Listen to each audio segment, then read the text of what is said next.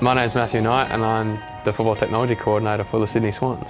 So we film 3 different camera angles at training, so we'll film a side view and 2 behind the goals angles, and the drone account makes up one of those angles. It kind of gives you a bit of a better elevation and you can kind of track the players that's coming in, gives you a bit of a bird's eye shot, and that gives a more tactical or structural view for the coaches to review post-training. We upload that onto our server and then the coaches all have access to that.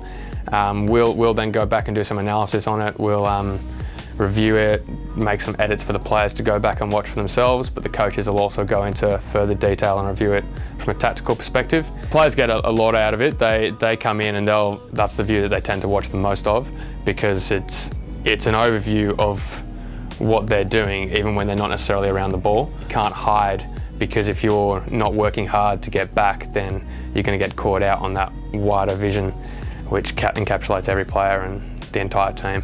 It was a little bit nerve-wracking, but you get used to it pretty quick, and it's quite intimidating, especially when you hear stories about previous drones being hit by balls and being broken. So there's always the risk of keeping out of the player's way, but also getting the angle that you require. And it's also just, it's a bit fiddly, you know, it's a completely different thing to anything else that you're used to. So it does get pretty high, the drone. You can fly it all the way up there. If you fly it, I'm not sure the exact number, but when you get it up pretty high, you can see all the way across to the city. So it's a beautiful view from up there. It's blooming scary.